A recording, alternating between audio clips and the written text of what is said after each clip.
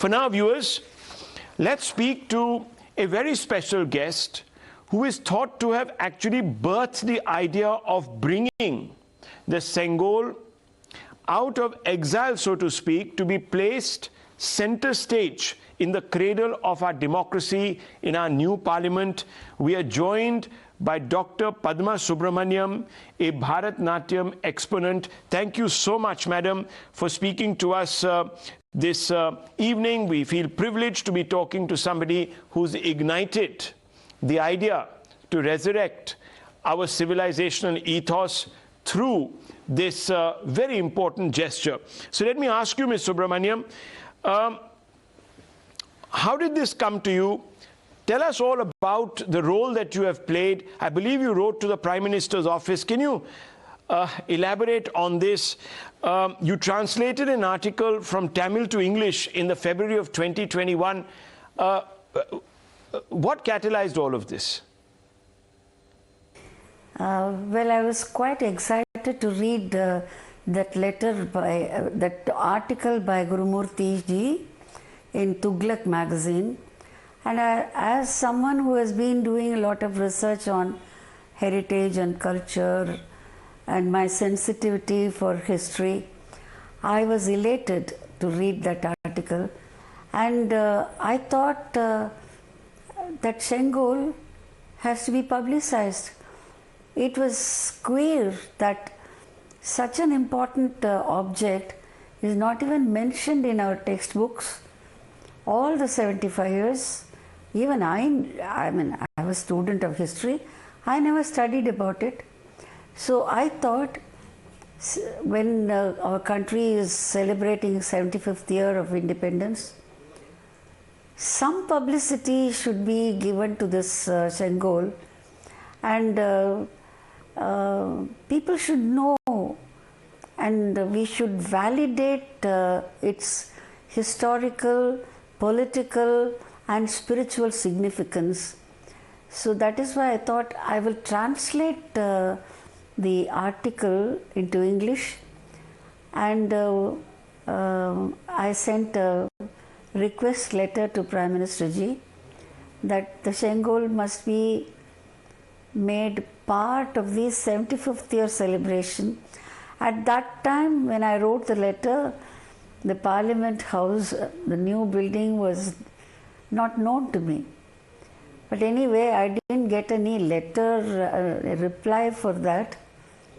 But what is happening today is 100 times more significant, and I feel elated that I've been like the squirrel in the Ramayana, of some service in bringing out this very important event in the annals of our history, the very transformation of power from the British Raj to Indian Raj through the symbol of the Sengol was done. Let me ask you another question, my second question to you, ma'am. Given your understanding and your understanding really of the recognition of this moment and of this very important symbol, what do you feel when you hear that the party in power in Tamil Nadu has decided to boycott this momentous occasion and will not be witnessing the restitution, let's put it like that, Yes. of the Sengol Yes. to its glory, especially when it was associated with the Chola era? What do you make of this? Well, it's something which amuses me. It sounds like a childish play, like children fighting with each other. This is an occasion when everybody has to come together. Even in a wedding, sometimes it happens that there is a big fight between the relatives, but they all come together to celebrate a wedding. So this is like it. I mean, come together to celebrate and then keep fighting. I think that is what we should expect. But I am not a politician. I am not going to comment on what they are doing. It is their right. They want to do it their way. Okay. But celebration is celebration.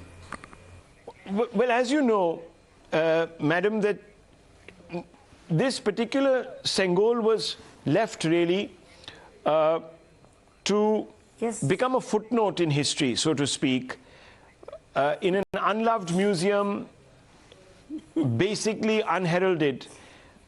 How do you react when you realize that this happened with such an important symbol of our past, of our heritage?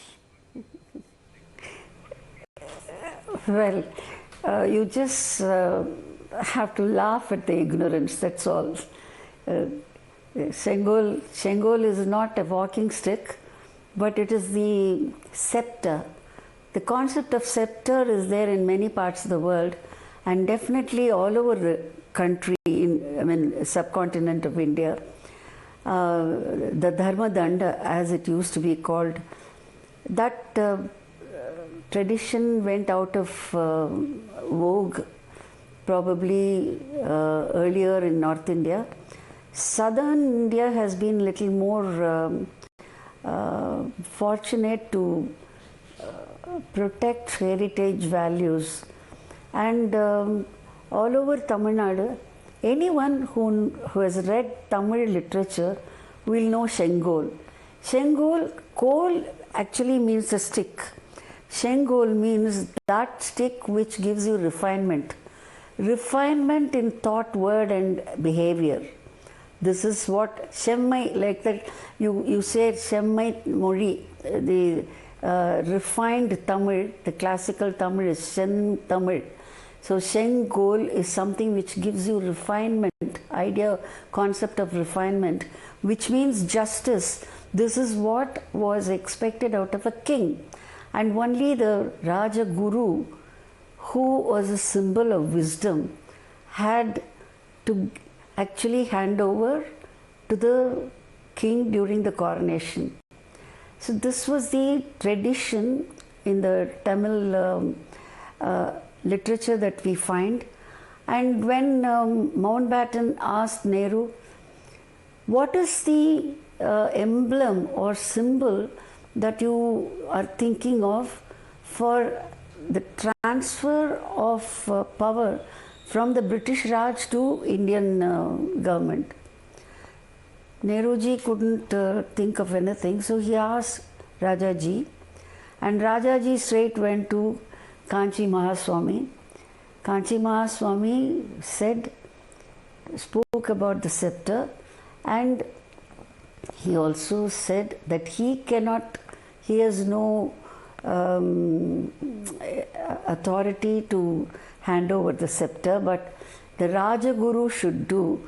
And the Adheenam, Thiruvavaduthurai Adheenam, have been Rajagurus for the Cholas, and so he asked Rajaji to contact them, and the Adheenam was contacted by Rajaji, and Adheenam agreed, and he made this new big sceptre, and this was specially designed and done by the jewelers Vumudi, Bangaru Chetty and Sons.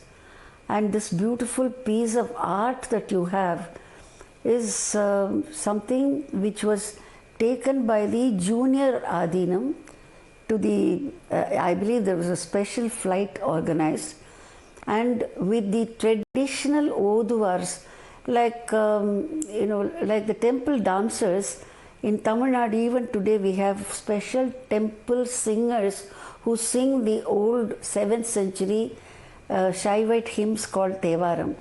And the Oduvars also went, I believe, and they sang the relevant verses, and the sceptre was first given to Mountbatten, and Mountbatten again handed it over to Adheenam. Adheenam poured some Ganga water on it, and with the chanting of the Tevaram, Kolari Padiham, particularly that piece of literature, this was handed over to Nehru, and that's how symbolically transformation of power was done, and it was symbolically of transformation of power from a spiritual point of view as well. This is more than religion. To take an oath in the name of God is common to all religions. So this is nothing to do with any one religion.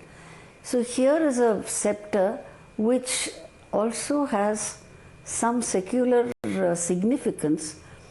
But why was it not publicized? I don't know. And this was taken away to Anand Bhavan in Allahabad. And all these 75 years, even I, as a student of history, never studied about it. No history book writes about it. And I thought it is very important that people should know about it. What do you make of this banishment? Do you believe that this Sengol was betrayed really by India's political class, and in a sense really it's a betrayal of Bhartiyata and India that is Bharat, our civilization ethos? Well, yes, it is hurting, but one thing I would like to say, some mistakes done are done, and it will be better not to waste time lamenting over it.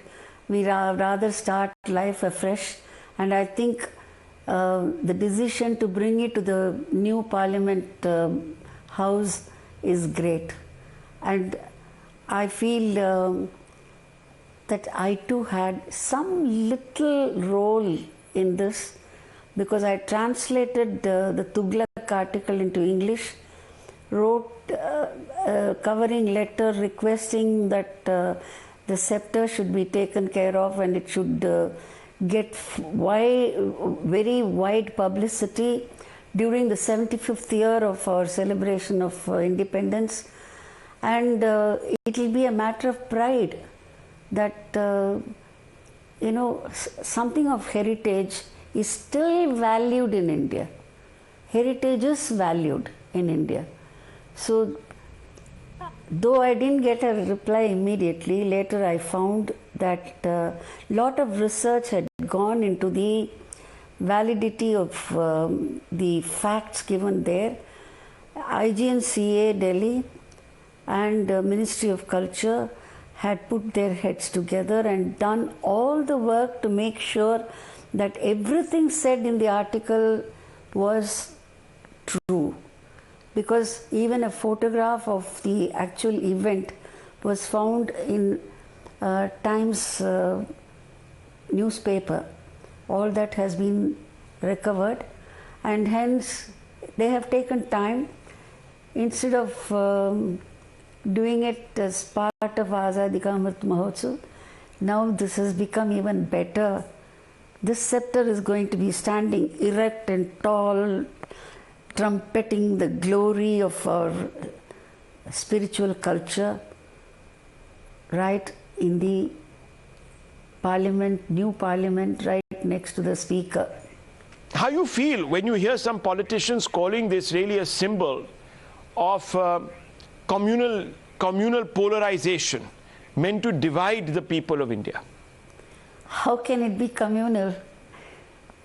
I mean, except saying that, sympathize with ignorance, that's all.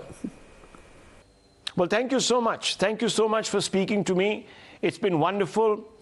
And thank goodness that you had the prescience to raise this issue with the Prime Minister's office. And we're also grateful, of course, that the Prime Minister listened. Thank you very much. Thank you very much. It's been lovely speaking to you.